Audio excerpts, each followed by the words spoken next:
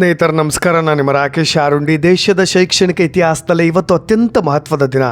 ದೇಶದಾದ್ಯಂತ ತೀವ್ರ ಆಕ್ರೋಶಕ್ಕೆ ಕಾರಣವಾಗಿದ್ದಂಥ ನೀಟ್ UG ಪರೀಕ್ಷಾ ಅಕ್ರಮದ ನೈತಿಕ ಹೊಣೆ ಹೊತ್ತು ಕೇಂದ್ರ ಶಿಕ್ಷಣ ಸಚಿವ ಧರ್ಮೇಂದ್ರ ಪ್ರಧಾನ್ ಕೊನೆಗೂ ಕೂಡ ತಮ್ಮ ಸ್ಥಾನಕ್ಕೆ ರಾಜೀನಾಮೆ ನೀಡಿದ್ದಾರೆ. ಇದರ ನಡುವೆ ಕೆಲವೊಬ್ಬ ರಾಜಕಾರಣಿಗಳ ಕೋಮು ದ್ವೇಷದ ಮನಸ್ಥಿತಿ ಕೂಡ ಅನಾವರಣವಾಗ್ತಾ ಇದೆ. ವಿದ್ಯಾರ್ಥಿಗಳ ಆಕ್ರೋಶ ಕೂಡ ಮುಗಿಲು ಮುಟ್ಟಿದೆ. ಒಂದು ಕಡೆ CT ರವಿ ಅವರ ವಿರುದ್ಧವಾಗಿ FIR ಕೂಡ ಮಾಡಲಾಗಿದೆ.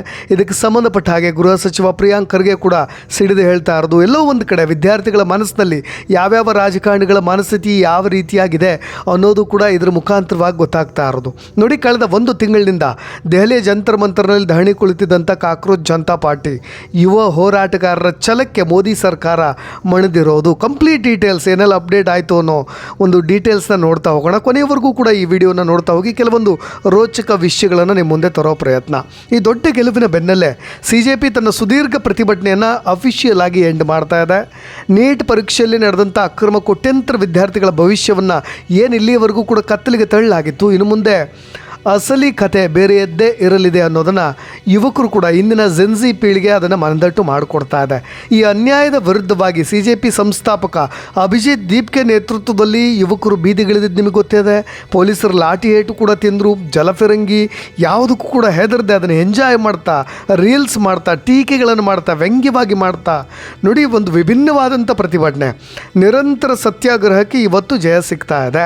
ಶನಿವಾರ ಪ್ರಧಾನಿ ಮೋದಿ ಅವರಿಗೆ ರಾಜೀನಾಮೆ ಪತ್ರವನ್ನು ಧರ್ಮೇಂದ್ರ ಪ್ರಧಾನ್ ಖುದ್ದಾಗಿ ರವಾನೆ ಮಾಡಿ X ಖಾತೆಯಲ್ಲೂ ಕೂಡ ಅದನ್ನು ಪ್ರಕಟಣೆ ಮಾಡಿದ್ರು.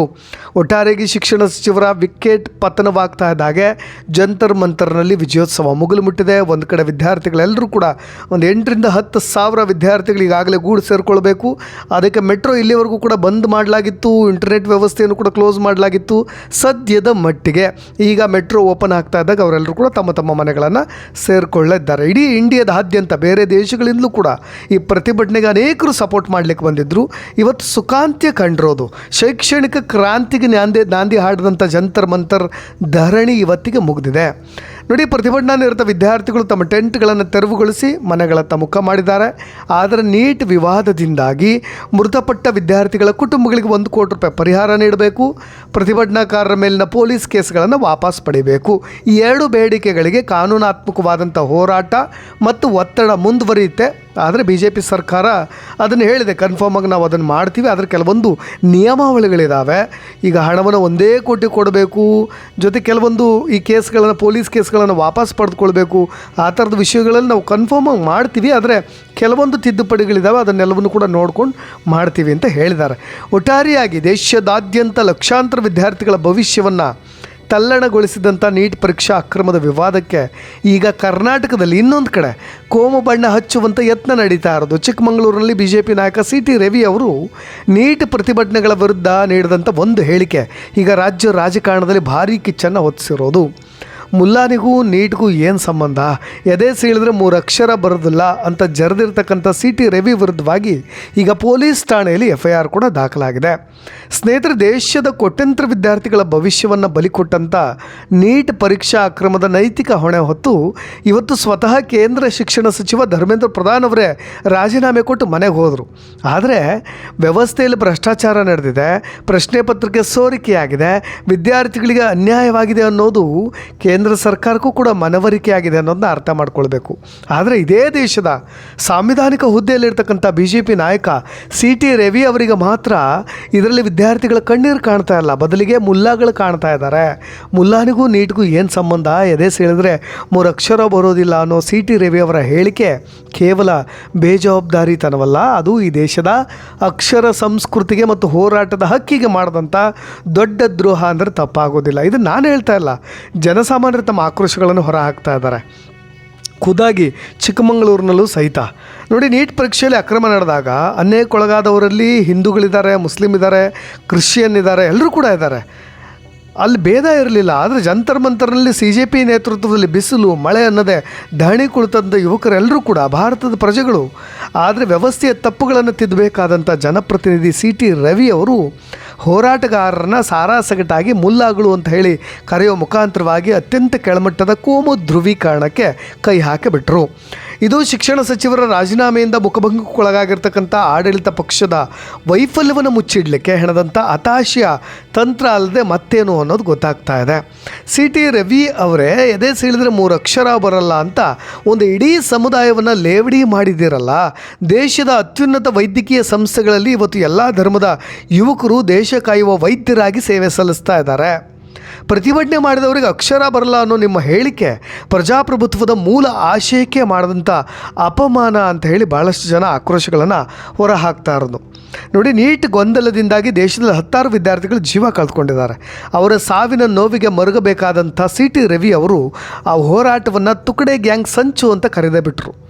ವಿದ್ಯಾರ್ಥಿಗಳ ಹೆಣದ ಮೇಲೂ ಕೂಡ ರಾಜಕೀಯ ಬೇಳೆ ಬೇಯಿಸ್ಕೊಳ್ತಕ್ಕಂಥ ಇಂಥ ಕ್ರೂರ ರಾಜಕಾರಣಕ್ಕೆ ಜನರೇ ತಕ್ಕ ಪಾಠವನ್ನು ಕಲಿಸ್ತಾರೆ ಅನ್ನೋ ಆಕ್ರೋಶ ಕೂಡ ಕೇಳಿಬರ್ತಾ ಇರೋದು.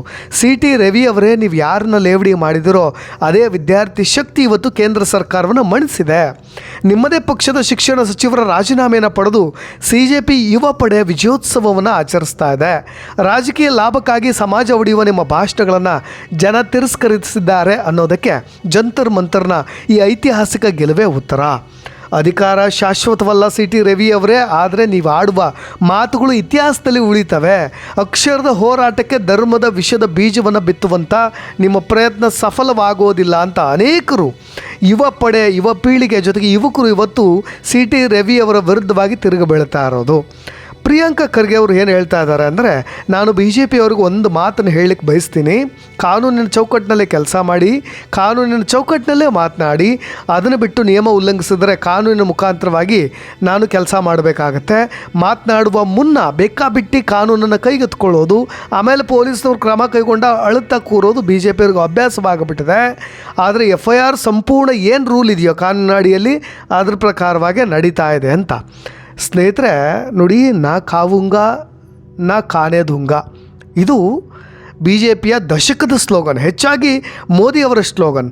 ಅದೇ ಮೋದಿಯವರ ಸ್ಲೋಗನ್ ಹಿಡ್ಕೊಂಡು ಕರ್ನಾಟಕದಲ್ಲಿ BJP ಆಗಿರ್ಬೋದು ಎಲ್ಲರೂ ಕೂಡ ನಾನು ತಿನ್ನೋದಿಲ್ಲ, ಬೇರೆಯವ್ರು ತಿನ್ನೋದಕ್ಕೆ ಬಿಡೋದು ಇಲ್ಲ ಅಂತ. ಇವತ್ತು ನೋಡಿ, BJPಯ ಆಡಳಿತ ಪಕ್ಷದಲ್ಲಿ ಕೇಂದ್ರದ ಹೈಕಮಾಂಡ್ನಲ್ಲಿ ಇರ್ತಕ್ಕಂಥ ಸಚಿವರ ಗ್ಯಾಂಗ್ ಎಲ್ಲೋ ಒಂದು ಕಡೆ ತಿನ್ನೋದಕ್ಕೆ ಬಿಡ್ತಾ ಇದ್ದಾರೆ ಅನ್ನೋ ಥರದಲ್ಲಿ ಆಗ್ತಾ ಇದೆ. ಕೋಟ್ಯಂತರ ವಿದ್ಯಾರ್ಥಿಗಳ ಭವಿಷ್ಯದ ಜೊತೆ ಆಟವಾಡಿದಂಥ ನೀಟ್ ಹಗರಣದ ನೈತಿಕ ಹೊಣೆ ಹೊತ್ತು ಇವತ್ತು ಶಿಕ್ಷಣ ಸಚಿವರ ಕುರ್ಚಿ ಖಾಲಿ ಮಾಡಿದ್ರು. ಮೋದಿ ಸರ್ಕಾರದಲ್ಲಿ ಭ್ರಷ್ಟಾಚಾರ ನಡೆದಿದೆ ಅನ್ನೋದನ್ನು ಸ್ವತಃ ಸರ್ಕಾರವೇ ಒಪ್ಕೊಳ್ತಿವತ್ತು. ಇಷ್ಟು ದಿನ ಹಗರಣವನ್ನೇ ನಿರಾಕರಿಸ್ತಾ ಇದ್ದಂಥ BJPಯ ಕ್ಲೀನ್ ಇಮೇಜ್ ಈಗ ಸಂಪೂರ್ಣವಾಗಿ ಮಣ್ಣು ಪಾಲಾಗಿ ಹೋಯಿತು. ನೋಡಿ, ಒಂದು ಯುವ ಮತ ಬ್ಯಾಂಕ್ ಬಿಗ್ ಡೆಂಟ್. ಯಾಕೆಂದರೆ BJP ಅತಿ ದೊಡ್ಡ ಶಕ್ತಿಯೇ ಯುವ ಮತದಾರರು. ಇವತ್ತು ನೀಟ್ ಅಕ್ರಮದಿಂದ ಕಣ್ಣೀರು ಹಾಕದಂಥ ವಿದ್ಯಾರ್ಥಿಗಳು CJP ಅಂತ ಯುವ ಸಂಘಟನೆಗಳ ಹೋರಾಟಕ್ಕೆ ಮಣಿದು ಸಚಿವರು ರಾಜೀನಾಮೆ ಕೊಟ್ಟರು. ಮುಂಬರೋ ರಾಜ್ಯಗಳ ಚುನಾವಣೆಗಳಲ್ಲಿ ದೇಶದ ಯುವ ಸಮೂಹ BJP ವಿರುದ್ಧ ತಿರುಗಿ ಬೀಳಲಿಕ್ಕೆ ಇದು ಸ್ಪಷ್ಟ ನಾಂದಿ ಹಾಡ್ತಾ ಇದೆ. CJP ಪಕ್ಷ ಎದ್ದು ನಿಲ್ಲಕ್ಕೆ ಕಾಕ್ರೋಚ್ ಏನು ಕೆಲಸ ಮಾಡ್ತಾ ಇದೆ ಬೇರು ಮಟ್ಟದಲ್ಲಿ, ಅದೆಲ್ಲವೂ ಕೂಡ ಗೊತ್ತಾಗ್ತಾ ಇರೋದು. ಕೇವಲ ದೆಹಲಿಯಲ್ಲಿ ಇವತ್ತು ಹೋರಾಟ ನಡೀಲಿಲ್ಲ, ಕರ್ನಾಟಕಕ್ಕೂ ಕೂಡ ಆಯಿತು. ಇದ್ರ ಬಿಸಿ ತಡ್ತು ಬಿಹಾರ, ರಾಜಸ್ಥಾನ, ಕೋಲ್ಕತ್ತಾ ಎಲ್ಲ ಕಡೆ. ಇನ್ನು ವಿರೋಧ ಪಕ್ಷಗಳ ಕೈಗೆ ಬ್ರಹ್ಮಾಸ್ತ್ರ ಸಿಕ್ಕಂತ ಆಗಿಬಿಡ್ತು. ಯಾಕೆಂದರೆ ರಾಜೀನಾಮೆಯನ್ನೇ ಮುಂದಿಟ್ಕೊಂಡು ಮುಂಬರೋ ಅಧಿವೇಶನದಲ್ಲಿ BJPಯನ್ನು ಮೂಲೆ ಗುಂಪು ಮಾಡಲಿಕ್ಕೆ INDIA ಒಕ್ಕೂಟ ಸಂಪೂರ್ಣವಾಗಿ ಸಜ್ಜಾಗಿರೋದು. ನೋಡಿ, ಅಷ್ಟು ಸಬಲವಾಗಿದೆ ಅಂತ ಹೇಳ್ತಾ ಇಲ್ಲ ನಾನು. INDIA ಒಕ್ಕೂಟ ಕೂಡ ಛಿದ್ರವಾಗಿ ಹೋಗಿದೆ. ಇದನ್ನು ನೀವು ರಾಜಕಾರಣ ಮಾಡಬೇಡಿ ಅಂತ ರಾಹುಲ್ ಗಾಂಧಿಗೆ ನಾವು ಇದೇ ಸೋನಮ್ ವಾಂಗ್ಚುಕ್ ಅವರ ಪತ್ನಿ, ನೀವು ರಾಜಕಾರಣ ಮಾಡ್ತಿದ್ದೀರಿ, ನಿಮ್ಮ ಬೇಳೆನ ಬೇಯಿಸ್ಕೊಳ್ತಾ ಇದ್ದೀರಿ, ಇಲ್ಲಿ ರಾಜಕಾರಣ ಮಾಡಬೇಡಿ, ಯುವಕರ ಜೊತೆ ಸಪೋರ್ಟಿವ್ ಆಗಿ ನಿಂತ್ಕೊಳ್ಳಿ ಅಂತ.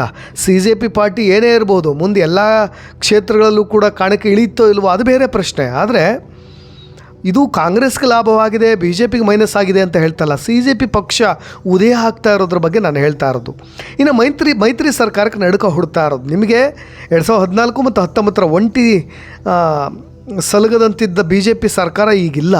ಪ್ರಸ್ತುತವಾಗಿ ನಿತೀಶ್ ಕುಮಾರ್ ಮತ್ತು ಚಂದ್ರಬಾಬು ನಾಯ್ಡು ಅವರ ಬೆಂಬಲದ ಮೇಲೆ ಇತ್ತಿರ್ತಕ್ಕಂಥ ಸಾಲದ ಸರ್ಕಾರವಾಗಿರೋದು. ಇಂಥ ಸನ್ನಿವೇಶದಲ್ಲಿ ಪ್ರಮುಖ ಸಚಿವರೊಬ್ಬರ ವಿಕೆಟ್ ಉಳಿರೋದು ಮೈತ್ರಿಕೂಟದ ಒಳಗೂ ಕೂಡ ಆಂತರಿಕ ಅಸಮಾಧಾನ ಮತ್ತು ಒತ್ತಡವನ್ನು ಹೆಚ್ಚಿಸ್ತಾ ಇದೆ. ಮತ್ತೊಂದು ಕಡೆ ಕರ್ನಾಟಕದ CT ರವಿ ಅಂತ BJP ನಾಯಕರು ಈ ಶೈಕ್ಷಣಿಕ ಹೋರಾಟಕ್ಕೆ ಮುಲ್ಲಾ, ದೇಶದ್ರೋಹಿ ಪಟ್ಟ ಕಟ್ಟಿ ವಿಷಯಾಂತರ ಮಾಡಲಿಕ್ಕೆ ಹೋಗ್ಬಿಟ್ರೆ ಅದು ಸಮಾಜ ಹೊಡಿತಕ್ಕಂಥ ಬಿ ಜೆ ಪಿಯ ಹಳೆಯ ಕೋಮು ಧ್ರುವೀಕರಣದ ತಂತ್ರ ಇವತ್ತು ಯುವಶಕ್ತಿಯ ಮುಂದೆ ಸಂಪೂರ್ಣವಾಗಿ ಧೂಳಿಪಟ ಆಗ್ತಾ ಇರೋದು. ನೀವು ಧರ್ಮದ ಹೆಸರಿನಲ್ಲಿ ಹಗರಣವನ್ನು ಮುಚ್ಚಿಡ್ಲಿಕ್ಕೆ ಸಾಧ್ಯ ಇಲ್ಲ ಅನ್ನೋದು ವಿದ್ಯಾರ್ಥಿಗಳಿಗೆ ಬಿ ಜೆ ಪಿನೇ ಮನವರಿಕೆ ಮಾಡಿಕೊಟ್ಟಂತಾಗಬಿಡ್ತು.